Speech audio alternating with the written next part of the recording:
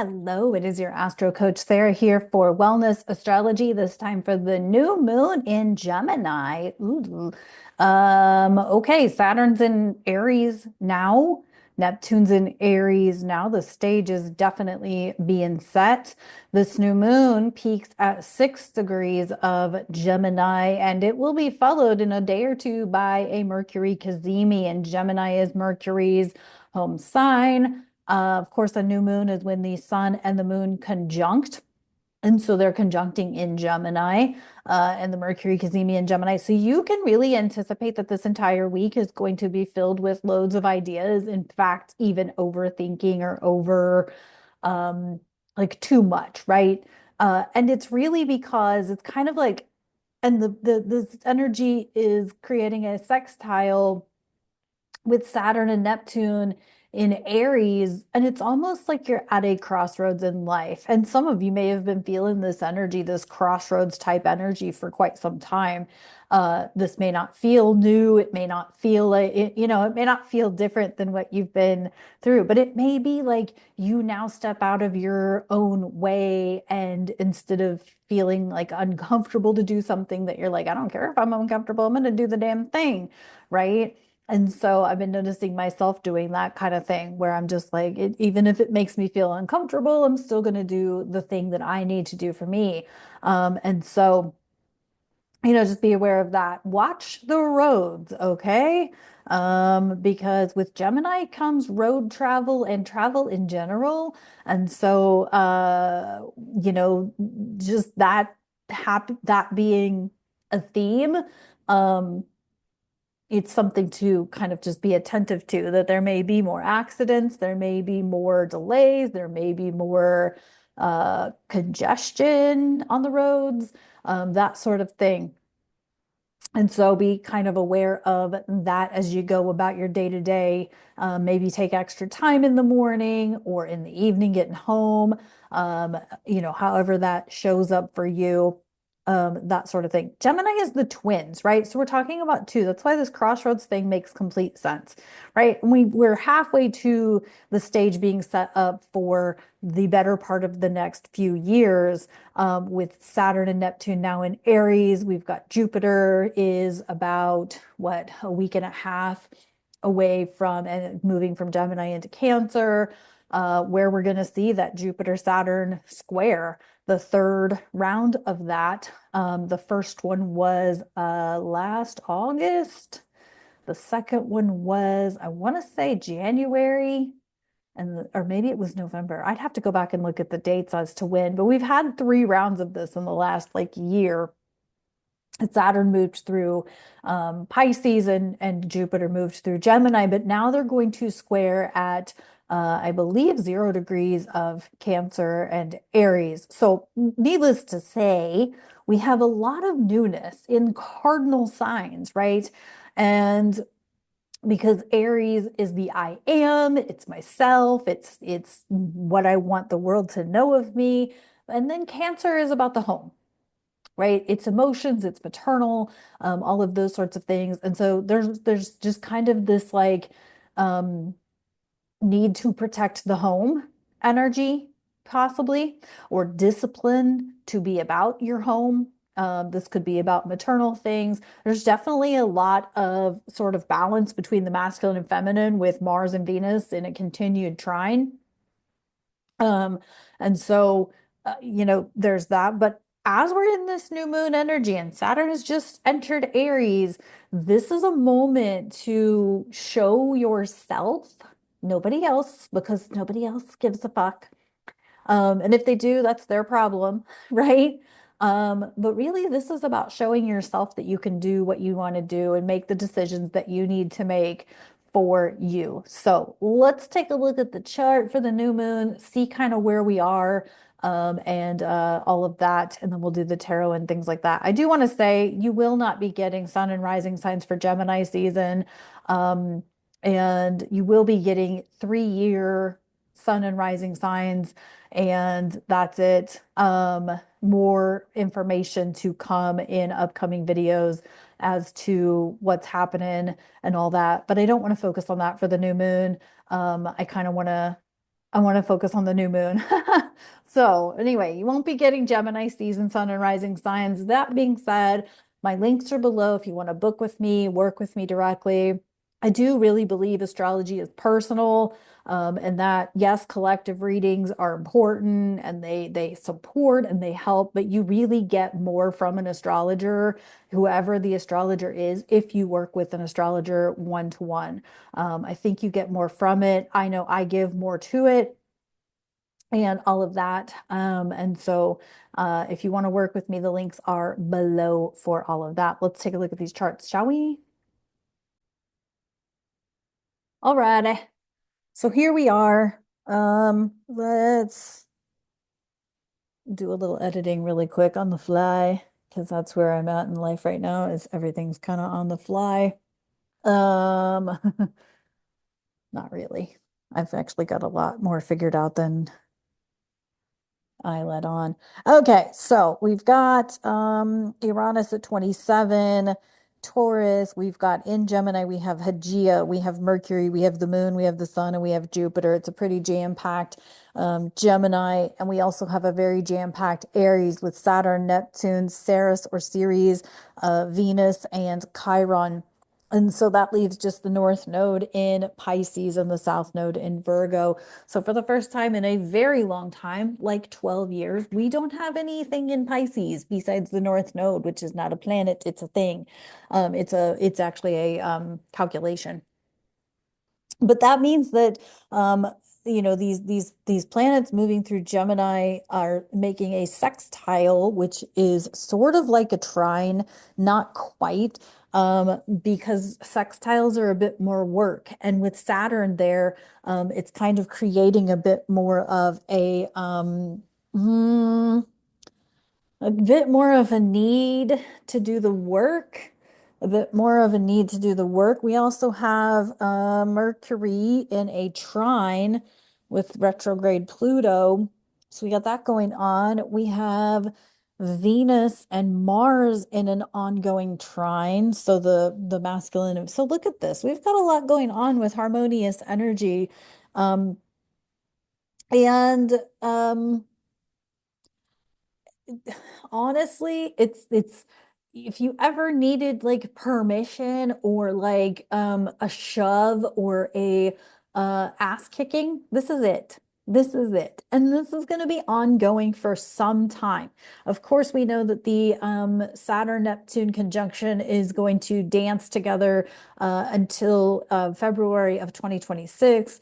And the Uranus, as it gets closer to Gemini, is going to be in an ongoing trine with Pluto, but it's also going to be sextiling Saturn and Neptune. So, yeah, if there ever were a time to collect or create space for the absolute newness. Like, aren't you freaking sick of being the victim and having excuses and blaming, shaming your parents, your family, your friend group? Aren't you sick of all of that? Because I am.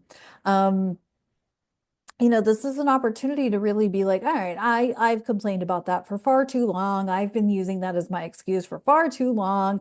My tech skills maybe need some work, but that's,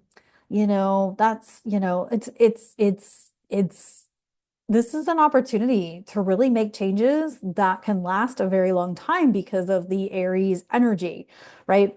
And so as we get closer to Jupiter in Cancer, which by the way, Jupiter in Cancer starts on, I believe, June 9th, I want to say, somewhere around there. Jupiter in Cancer starts. That's going to be our saving grace energy because Jupiter is exalted in Cancer, excuse me. Um, but anyway, with this new moon, you're at that crossroads of like, I think I'm done. I'm done with the excuses. I'm done with the partying. I'm done drinking. I'm done eating crappy food, or at least if I'm going to drink and party and eat crappy food, I know the consequences thereof, and I know what I have to do to counter that. whether that's drink more water the next day or get out and sweat and move the energy. I know what I need to be talking about, how I need to be using my words, and it's fine if for a few minutes or whatever you kind of sink into that. Kurt, life sucks. This so and so, she said, he said, like the drama, gossipy stuff.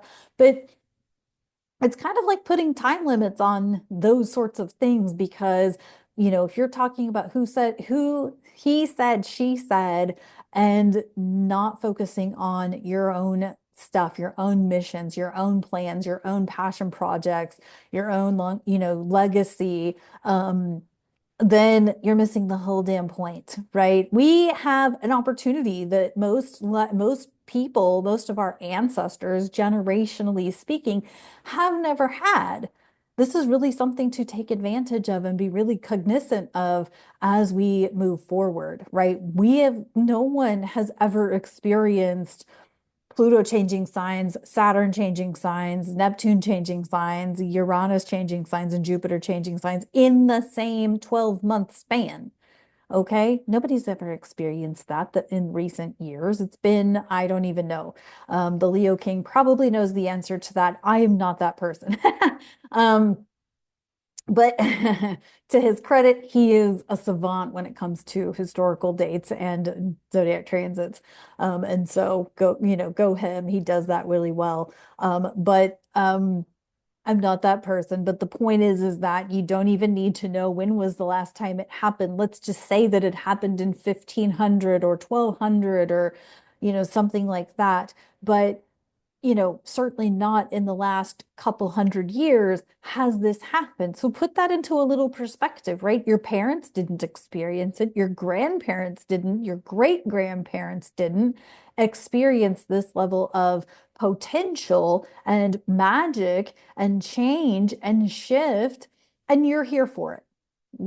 However old you are, whatever your age, whatever your education, does not matter. You're here for a grand change and a grand transformation that could ripple effect through the next several generations. So if you think about it like if you think about like the Pluto Cancer generation of folks, right, which would have been for me, my grandparents and maybe not my great grandparents, but certainly my grandparents were Pluto Cancers.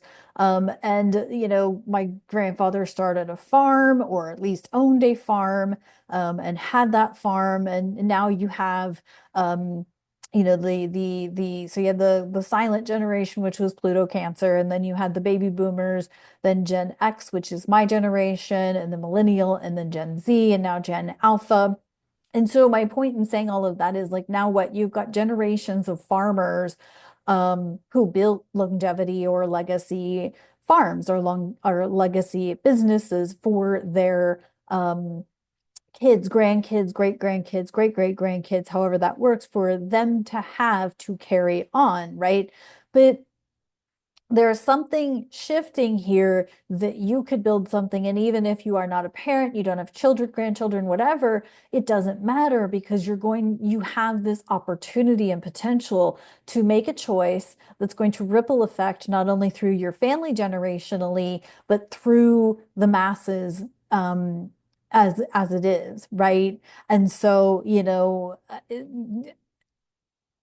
it doesn't have to be your family lineage. It can just be the lineage that of humanity, right? Whatever you leave behind is your legacy, right? So maybe that's a book, maybe that's art, maybe that is you creating a nonprofit, maybe that is you expressing yourself in some kind of way that encourages other people, right? This is why weight loss accounts exist on TikTok, Instagram, and otherwise, is because these people are changing habits, they're changing their ways, they're exercising, they're eating healthy. Is some of it outlandishly ridiculous? Absolutely. But that's not the point. The point is that there's a lot of people out there changing their ways and putting it on the internet and encouraging others to do the same, whether that is getting out and getting their walk-in or their protein or their water or whatever. That's what I'm saying, right? So if you're at a crossroads right now, or maybe you have felt like you've been in a crossroads for the past God knows how long, you know, probably since at least April, um, probably since April, at minimum, you have felt this crossroads. And now it is time for you to make decisions, make choices. Gemini is about two ways, two things you can do, two choices. And ultimately, you probably only have two choices. Do I stay here? Do I move across the country? Do I take this job? Do I stay in my current job? Do I build my business? Do I stay in my current job and keep my business stagnant? However, that is showing up for you. Do I stay in this relationship or do I go off and be by myself? Do I stay married? Do I, whatever, right? Do we have more children biologically or do we adopt more children? Or maybe we're fostering, whatever that shows, however that may show up for you. Okay. And so feel into this for yourself and helps if you know where your Gemini house is, your Aries house is in your birth chart, particularly if it is. Now, I am somebody who, when I present forecast here, I use whole sign, zero Aries. But when I do readings, I do Placidus because I think it's more accurate. But I also not only look at your rising sign, but also your sun placement as well. So whoops, let's knock on the deck and clear some energy. Let's see what's up with the tarot. And I got the oracle, the what is it? The feminine, ancient feminine wisdom deck. This is a potent week. Take advantage of this week. Really, really take advantage. Get outside, get connected to nature, meditation, do some sound work, clear your energy, stay earthy, ground, connected to earth, whether that's through plants or herbalism or whatever it is, getting outside, getting sunshine, all of those sorts of things. Take your headphones out, take your shoes off if you can, all of those things so that you can really open up all five of your senses to nature and what is being offered to you. So let's see here. There we go. Uh, for this new moon. Oh, we got the chariot in reverse. Y'all know I love the chariot in reverse. No one's coming to save you. In fact, nobody cares to at this point. Your victim story is done. It's exhausted. You're beating a dead horse. You need to grow up and glow up and show up. It's time to be your own trailblazer. It's time to, I'm not saying nobody cares about you. I'm saying nobody cares about what's holding you back because it is time for you to clear the decks. It is time for you to save yourself. You maybe do or don't have the support of your parents or your siblings or your family or whatever, but you have you, and that's all that matters. Honestly, I have learned so much in the last couple years here living near my family for the first time in 30 years. I've learned so much. And I'm about to tell you that there's stuff I cannot say on this YouTube channel and will not say, but I'm going to tell you right now, I have learned a lot. And I think that if I really went back in time, it goes back to 2017 when Uranus entered Taurus, because Taurus is my seventh house of relationships, partnerships, and all of those things. And I have, and therefore, it's, opposite my moon, opposite my rising, opposite square this and that in my fourth house. I have learned a lot about my family in the last 3 years. And I'm telling you right now, I think that's why this chariot in reverse keeps popping up. It's because it's me. It's me. Hi, I'm the problem. But my point is that ain't nobody at the end of the day, if you have nobody who supports you, nobody who is willing to pick you up when you're down, no one who's willing to listen to you cry, you have to be that person for yourself. Now, I do have people, don't worry, I have plenty of support. I got people, but that's also the people who have gotten me through the last few years of living near my family. So, I might divulge a few more details in the near future about all of what's going on, but we'll see how that plays out. My point is that for you listening to this, know that you may not always have external people in your world who you expect would be the ones to support you or whatever, that maybe they aren't the ones, and maybe you've got to pick your own self up and support and care and love and value yourself. So, let's see what else we got in the tarot for this new moon. In Gemini, oh, we got the Queen of Cloaks. This is the illegitimate daughter of Tasha Yar and Castillo from yesterday's Enterprise. She was in, was it the episode The Legacy? This girl was in. I can't remember what her name was, but anyway, Romulan, half Romulan, half Bajoran, um, but the Queen of Cloaks. So Queen, what is this? What is Cloaks? Is Cloaks? Uh, okay, Batleth's is swords. This is wands. Queen of Fire. Okay, sorry, I had to walk myself through a little bit. Queen of Fire. Blaze your fucking trail. Which way are you going to go? Whatever way you choose to go, you better do it with every fiber of your being. Because Saturn and Neptune and Aries, I'm telling you, the Saturn in Aries is no bullshit. It is not playing. It is not fucking around. It's time, and you've got the Saturn in Aries with like almost all of the best, like unique Pluto in Aquarius, Mars is in Leo currently. Yeah, Uranus is about to enter Gemini soon. You have literally Saturn in Aries, which is Saturn at fall. Saturn in its toughest position in the zodiac, but you have Saturn in Aries with a bunch of other just kind of like throw your hands in the air and wave them like you just don't care, right? It's kind of like if you want to wear, the brightest, flashiest clothing, jewelry, go do so, right? Go do the damn thing. If there's something that you want to leave behind as your legacy, do it now. You have this Saturn in Aries with literally like the best um, support in the zodiac for Saturn being at fall. I love it. I am really in love with this energy. I really am. Probably because I'm an Aquarius Scorpio and I'm like, finally, some fucking energy I can work with. We'll see what's up with ancient, the ancient wisdom. I hope y'all had a great weekend. All of that. I know it was a holiday in the United States. And so, but yeah, watch those roads. And if you live in the Midwest, watch the deer. Because damn. All right. Mhm.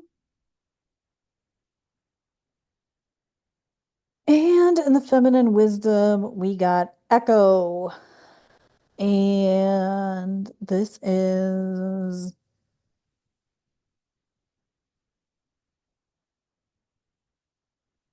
unrequited love. I think this is like the I always hate that word. I don't like big words because I don't always know what they mean. But I think this is the one where like the love is not reciprocated. You can love your family all you want, you can love the friends all you want, but it doesn't mean that they reciprocate the love in the way that you how can I explain that a little bit better? So I it's oh, here's what I can say. Here's how I can put it differently. So I get I've had a few dudes who show up in my inbox occasionally and they think that if we met in person that we would completely hit it off and have the romance and whatever. And I'm like, no, no, we wouldn't. Um, and that's unrequited love, right? They're lusting after me. I don't reciprocate that. This is what Echo did. She puts it out there on blast, and the man that she loves or lusts does not reciprocate her emotions, right? So she kind of withers away, right? And think about that. If you pine after someone for years, and I have done this before, when you pine after somebody for years, you like wither away, right? You literally like waste away because you're waiting for that reciprocation. And it's the same as if you have been friends with people for years. It doesn't mean that they reciprocate the level of care, compassion, empathy, and friendship that you can give. And so you can kind of waste away in different relationships because you bring something to the table that everyone else can't bring, does not have the capacity to bring to the table. So anyway, that's this new moon in Gemini. I hope you enjoy this energy as much as I am. And I will see you for the next video. Take care.